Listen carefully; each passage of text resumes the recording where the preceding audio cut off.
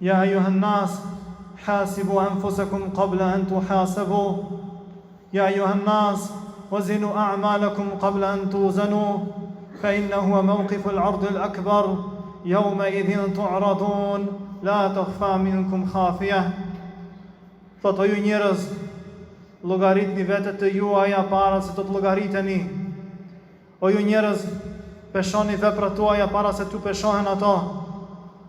O ju njerëz, dijeni se ju do të qëndroni në ditën e shfaqjes së madhe para Allahu subhanahu, siç Allahu thot në librin e tij: "Yawma idhin tu'radun la takhfa minkum khafiya." Atë ditë ju do të shfaqeni para Allahut, edhe nuk do të gjelet asgjë juaja pa më u shfaq para tij, edhe asnjë të fshehtë që do të jetë fshehur më. Thot Allahu subhanahu në librin Fisnik: "Fa amma man thaqulat mawazinuhu fa huwa fi 'ishatin radiyah." Edhe ati personi të cili do t'i rëndon peshorja e veprave të mira, ai do të jetë një jetë të lumtur. Fa amma man thaqulat mawazinuhu fa huwa fi 'ishatin radiyah. Po ashtu thot: "Wa amma man khaffat mawazinuhu fa ummuhu hawiyah." Dhe ai të cilit do ta ketë peshorën e veprave të lehtë, të paktu me vepra të mira, për të do të jetë zjarri i xhehenemit si vendqëndrim i tij. Thot Allahu subhanahu një ajet madhështor, për të cilin dietarët thonë se është ajeti i cili është ajeti më i madh rreth muhasabatun nafs, rreth llogaritjes së vetes. Ja ayyuhalladhina amanu ittaqullaha wal tanzur nafsum ma qaddamat lighad. O ju njerëz, keni frikë Allahun, edhe le të sheh secili prej jush se çfarë ka përgatitur për të nesërmen. Le të sheh secili prej jush se çfarë ka përgatitur për ditën e madhe të daljes para Allahut subhanahu wa taala. E nesërmen o vllazën, megjithëse duket e largët, ajo është shumë afër. Ashtu si thot poeti: "Alaysa qariban kullu ma huwa at." A nuk është afër çdo gjë e cila do të vjen, edhe ajo nuk ka dyshim se do të vjen. Thot Allahu: "Innahum yarawnahu ba'idan wa narahu qariba." Vërtet që ata e shohin atë larg, por ne e shohim atë afër. Llogaritja e vetes është pika e suksesit për besimtarin. Llogaritja e vetes është shenjë e njerëzve të mençur. Llogaritja është formula e suksesit në dynjë dhe në ahiret. Ashtu siç një biznesmen i cili sinon arritjen e fitimit në dynjë, nëse ai nuk e bën llogarit të biznesit, ai do të falimenton. Nëse ai nuk e shef se ku e ka fitimin dhe ku e ka humbjen, ai do të mbyllet shumë shpejt. Apo si një politikan, nëse nuk i llogaritën numrin e votave dhe të elektoratit, ai do të humban. Po ashtu edhe besimtari i cili ka synim fitoren në ditën e fitores apo në ditën e humbjes para Allahu subhanahu wa taala, nëse ai nuk e llogaritën se ku është me hesapet me Allahun xhalla xhelalu, ai nuk ka dyshim se do të dështon në pyetjet që do t'i parashtrohen ditës së llogarisë. Të largohesh vetë llogaritës o vllazën, do të thotë të gënjesh veten apo të jesh tradhtari më i madh i vetes tande, nga se nuk ka tradhti më të madhe se sa të bëjsh vetes tande karshi të tjerëve. Nga se njeriu mund t'i gënjen të tjerët, po kur e gënjen veten e tij, është njeriu më ahmak, është njeriu më naiv, edhe është njeriu më i çmendur. Thot Allahu subhanahu wa taala për atë ditë se njeriu nuk ka dyshim se do t'i bëhen pyetjet, po do t'i jepen edhe përgjigjet. Dhe thot: "Fa amma man utiya kitabahu bi yaminihi." Edhe ati të cili do t'i jepen përgjigjet e pyetjeve, gjithsesi do t'i zbret libri në anën e djathtë. Fa yaqulu ha umqra'u kitabiyah. Ai do të thot: "Ja, shihni dhe lexoni librin tim. Inni dhanantu anni mulaqin hisabiyah."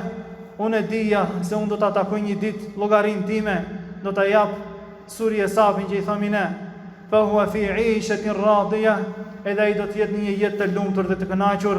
Fi jannatin 'aliyah. Në xhenetet e larta tek Allahu i lartë. Qutufuha daniyah. Edhe fruta do t'i ketë afër dhe poshtë, që t'i hanë ato dhe do të kënaqen me to.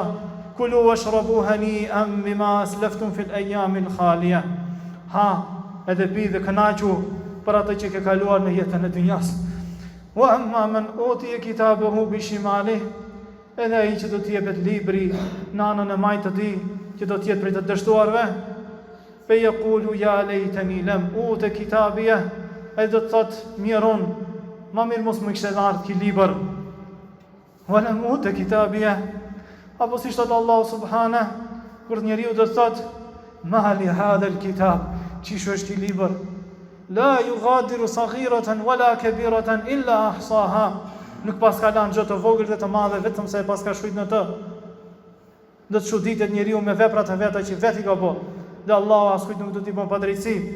Edhe do të thot ja lejtaha kanat al-qadiya, miron ma mërë të kishte barot çështja ime me vdekjen time, ma aghna anni maliya halaka anni sultaniya, nuk më bëni dobi pasuria, që unë ja kushtova jetën time asaj, e kujtunja si gjithë shka është pasuria, si me thanë.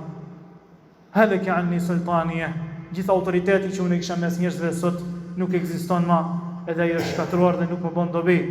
Edhe Allah do thotë khudhuhu faghulluhu thumma al-jahima salluhu, kapeni edhe lidheni edhe në zjarr të xhehenemit digjeni. Allahu na ruaj prej asaj gjendje. Prandaj o vllazën, ne të llogarisim veten ton përpara se të llogaritemi ditën e llogarisë së madhe, ditën kur Allah thotë që nuk do të bën dobi as malli dhe as pasuria dhe as evladi, përveç atij i cili del Allahut në zemër të pastër. أقول قولي هذا وأستغفر الله لي ولكم فاستغفروه يغفر لكم إنه هو الغفور الرحيم. Ashtu si shtamë vllazën se njeriu ditën e gjykimit do të pyetet për çështje të vogla dhe të mëdha, për çështje të cilat njeriu ndoshta edhe nuk ja ka venduar vëmendjen dhe ka menduar se çështja është ashtu e lehtë.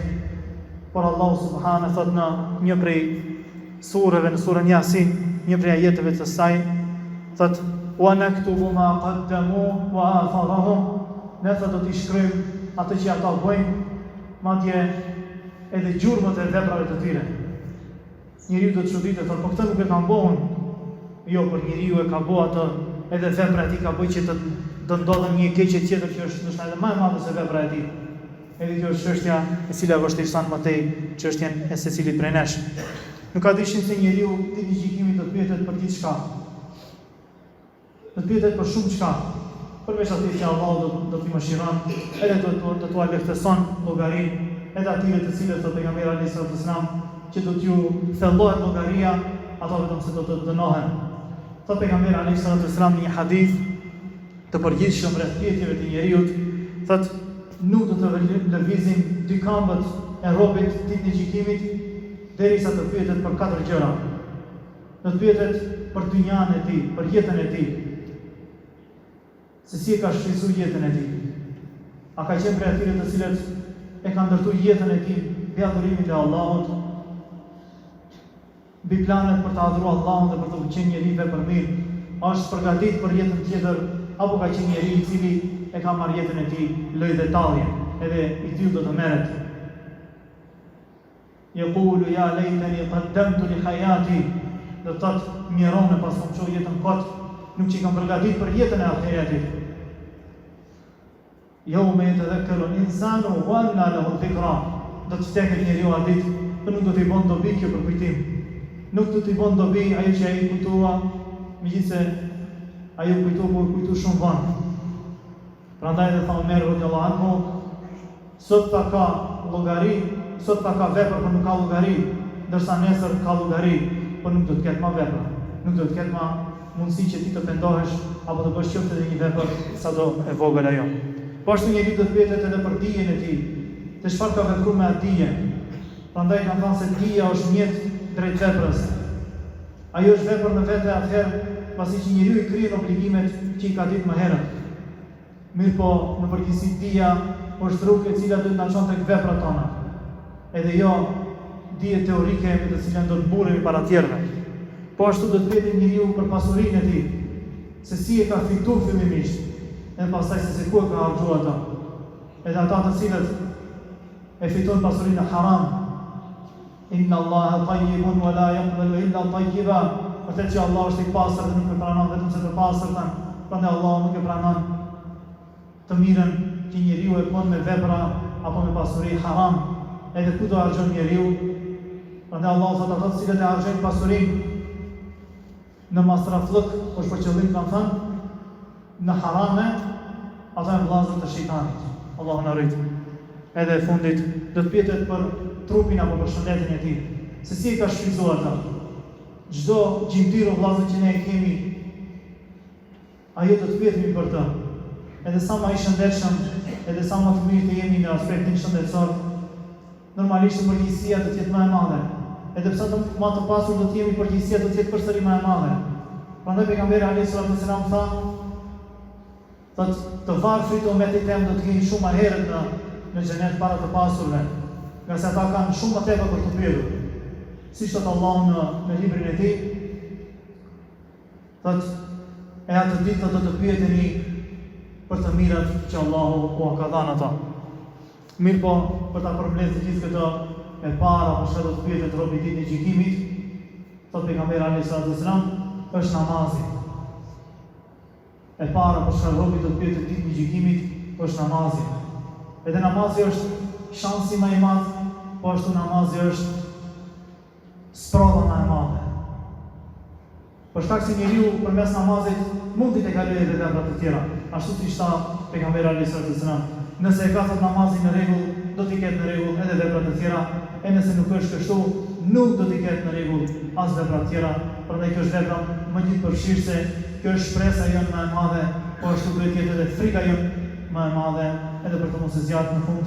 E lutim Allahu subhanahu wa taala na bëj për atyre të cilët e ndigjojnë fjalën edhe pasojnë më të mirë prej saj, na bëj për atyre të cilët kur flasin me sinqeritet, nga sa vërtet që ai që folën zakonisht është i pari i cili ka nevojë për të dëgjuar dhe për të përmirësuar, dhe nuk ka dyshim se Allahu është mëshirues dhe është falës, e nëse ne i afrohemi Allahut pak, Allahu do të na afrohet shumë më tepër, nga sa vërtet që ai e don robën e tij dhe don që ai të kthehet aty me sinqeritet dhe pendes në rrugën drejt kënaqësisë së Allahut subhanahu wa taala.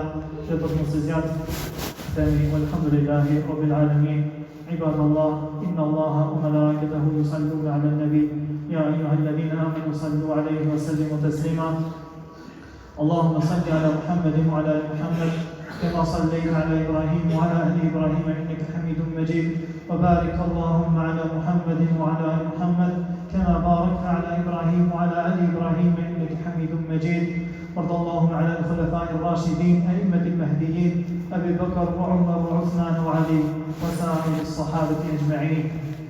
عباد الله إن الله يأمر بالعدل والإحسان وإيتاء ذي القربى وينهى عن الفحشاء والمنكر والبغي يعظكم لعلكم تذكرون.